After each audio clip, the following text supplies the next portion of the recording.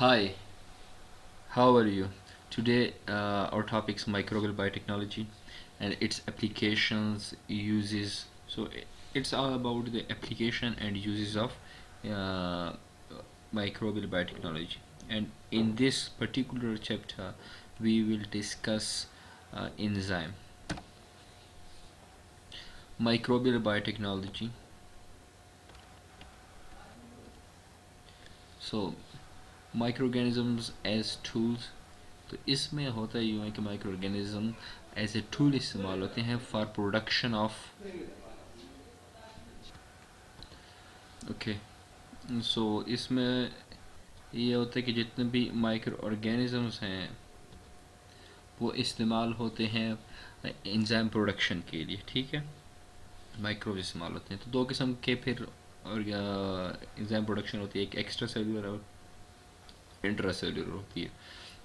वो हम आगे पढ़ेंगे। अभी मैं आपको बताता हूँ कि industrial use of enzyme, as we know that several thermostable enzymes like Taq polymerase and which have been used Taq polymerase जो कि इस्तेमाल हो रहा है और आइडेंटिफाइड है PCR में इस्तेमाल होता है, बहुत ही इम्पोर्टेंट एंजाइमेटिक पोलीमरेज। ये हमें पता है थर्मोस्टेबल है, तो इसको भी इंडस्ट्री प्रोड्यूस किया जाता है। सेलुलोज जो है जो डिग्रेड करता है, सेलुलेजेस जो है वो सेलुलोज को डिग्रेड करता है।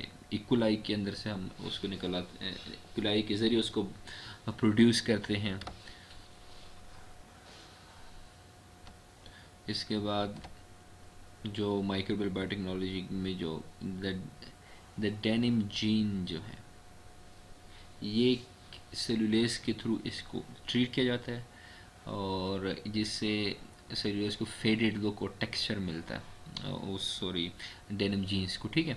ये प्रोड्यूस कौन करता है? एक फंजाई है ट्राइकोडर्मा रिसी एंड एस्परजिलस नाइगर। अच्छा, ये बहुत इंपॉर्टेंट है, एस्परजिलस नाइगर वगैरह ये बहुत सारे एंजाइम प्रोडक्शन में हमारे काम आ रहे हैं, बहुत ही मशहूर हैं एस्परजिलस नाइगर और कुछ और हैं वो आगे आएंगे। The proteases subtilisin from Bacillus subtilis form components of laundry detergents to remove degrade protein strain। जैसे कि खाना वगैरह गिर जाता है उसके ऊपर हमारी शर्ट्स पे कपड़ों पे, तो उसको धोने के लिए साफ़ करने के लिए उनको आम आसानी से साफ़ नहीं होते हैं, नहीं निकलते, तो प्रोटीज एंजाइम इस्तेमाल होता है। इसके अलावा जो है फिर enzyme can rightly be called the catalytic machinery of living system. Enzymes are responsible for fermentation of sugar to ethanol by yeast, a reaction that forms the basis of beer and wine manufacturing. Enzyme oxidizes ethanol to acetic acid. This reaction has been used in vinegar production for thousand years, ठीक है। तो enzyme जो है वो एक catalysis करते हैं, एक रिएक्शन को होने में मदद देते हैं, उसको स्पीड अप करते हैं। वो जो शराब बनती है, बियर वाइन वगैरह बनती हैं, जितनी भी फर्मेंटेशन रिएक्शन होते हैं उसमें इंजाइम रिस्पॉन्सिबल होते हैं। जैसे कि इथेनॉल बनता है बाय यीस्ट, जो कि यीस्ट प्रोड्यूस करता है आगे फिर इंजाइम, और enzyme oxidise ethanol to acetic acid, तो एसिटिक एसिड बनता है जिससे विनेगर वगैरह बाकी चीज़ें प्रोड्यूस होती हैं, बहुत ज़्यादा इस्तेमाल हो रही हैं और हज़ारों सालों से हो रही हैं। अच्छा जी। Similar microbial enzyme reactions of acid forming bacteria and yeast are responsible for aroma forming activities in bread making. Presently, more than 2,000 different enzymes have been isolated and characterized.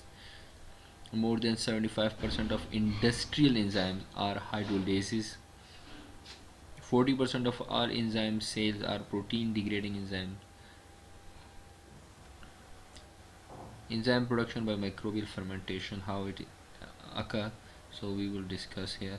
So as I told you earlier, मैंने आपको बताया कि enzyme दो किस्म के हम produce कराते हैं, एक एक्स्ट्रा सेलुलर होते हैं, एक इंट्रा सेलुलर होते हैं। इंट्रा सेलुलर में मसला ये होता है कि उनकी फिर प्यूरिफिकेशन का बड़ा मसला होता है, उनको अंदर से निकालना साफ़ करना बड़ा मसला होता है। तो इसी वजह से फिर जब हम इंजीनियरिंग करते हैं, जेनेटिक इंजीनियरिंग माइक्रोब्स के अंदर एंजाइम प्रोडक्शन के लिए, हम कोशिश करते हैं कि वो एक्स्ट्रा सेलुलर एक्सटर्नली प्रोड्यूस, मतलब अंदर प्रोड्यूस हो और फिर वो सेल के जो क्या नाम है, जो माइक्रोब है उसके सेल से बाहर निकले, उसको एक्स्ट्रा सेलुलर इसलिए कहते हैं, ठीक है, जो बाहर रिलीज होते हैं, तो वो बड़ा इजी रहता है फिर उसकी प्योरीफिकेशन में. Enzymes are secreted outside the cell, makes the recovery and purification process much simpler compared to production of intracellular enzyme.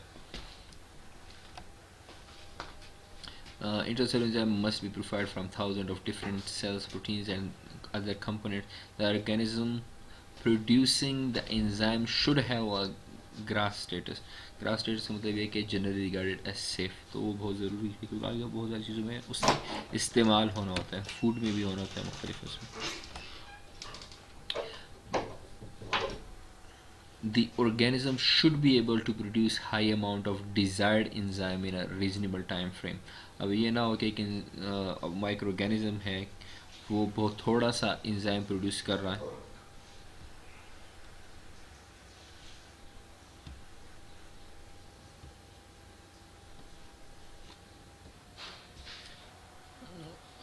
Okay. The organism should be able to produce high amount of desired enzyme in a reasonable time frame. The industrial strain typically produce over 50 gram per liter extracellular enzyme proteins.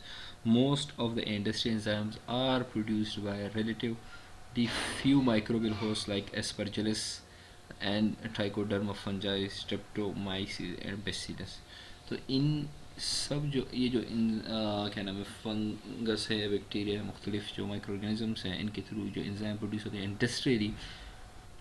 Actually initially जब ये wild type थे इतने ज़्यादा produce नहीं होते, इसको over the time engineer किया जाता है, इसमें म्यूटेशन लग जाती है जिसके ज़रिए इनकी प्रोडक्शन बढ़ाई जाती है. तो इंडस्ट्रियली स्ट्रेन जो कम से कम 50 gram per litre extracellular enzyme produce करें उनको यूज़ किया जाता है एज टूल.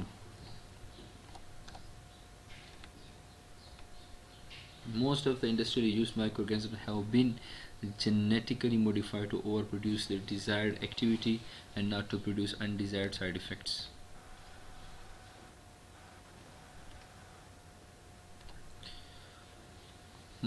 Protein engineering में क्या होता है कि often enzymes do not have the desired properties for industrial application, as I told you earlier.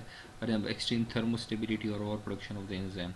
अच्छा, प्रोडक्शन भी कम होती, साथ में वो इतने थर्मोस्टेबल भी नहीं होते, हीट रेजिस्टेंट नहीं होते, तो उसकी में भी प्रोटीन इंजीनियरिंग की जाती है, जेनेटिक इंजीनियरिंग की जाती है, जिससे वो प्रोटीन जो है मुख्तलिफ थर्मो स्टेबिलिटी शो करते हैं और उसको मोर थर्मोस्टेबल बनाते हैं, जैसे टेक पॉलीमरेज है मुख्तलिफ है. तो इस तरह करके फिर इनकी एफिकेसी जो है या एफिशिएंसी जो है वो इन्हेंस की जाती है.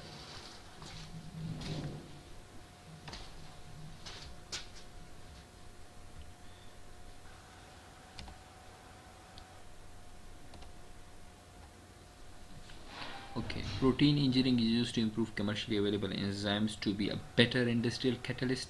Several enzymes have already been engineered to function better in industrial processes. These include proteinases, lipases, cellulases, and few amylases.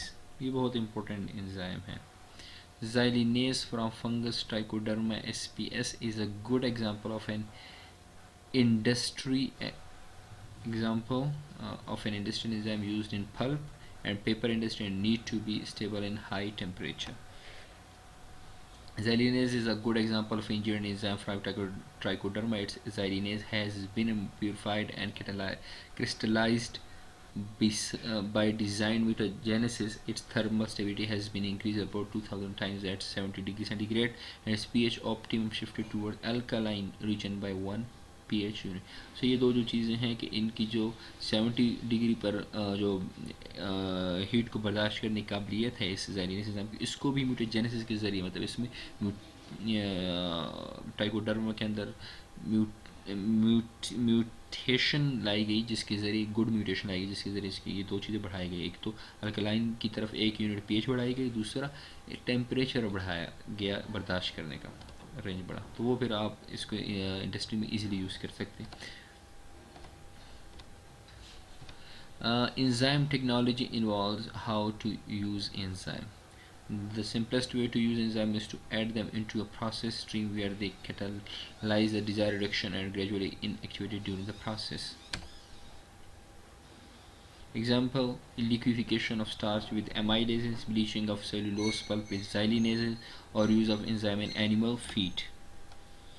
An alternative way to use enzyme is to immobilize them so that they can be reused.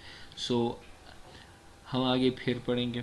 ये time 10 minute हो चुके हैं, इसे लंबा नहीं करना चाहता। तो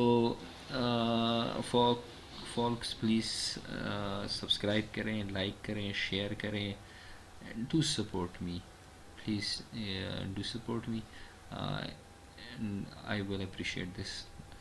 आपकी वजह से ही अगर मेरा चैनल ग्रो होता है, मैं इसको इम्प्रूव करते जाऊँगा। और अपने जो कमेंट्स में मुझे ज़रूर बताया करें कैसे जा रहा है। जहाँ पे कुछ मसला आ रहा हो ज़रूर मुझे बताएं कमेंट्स में। मैं कोशिश करूँ कि उन चीज़ों के बारे में आपको बताता रहूँ और ओवरकम करता रहूँ। मैं बनाता रहूँगा वीडियोज़ आपके लिए। बहुत शुक्रिया, थैंक यू।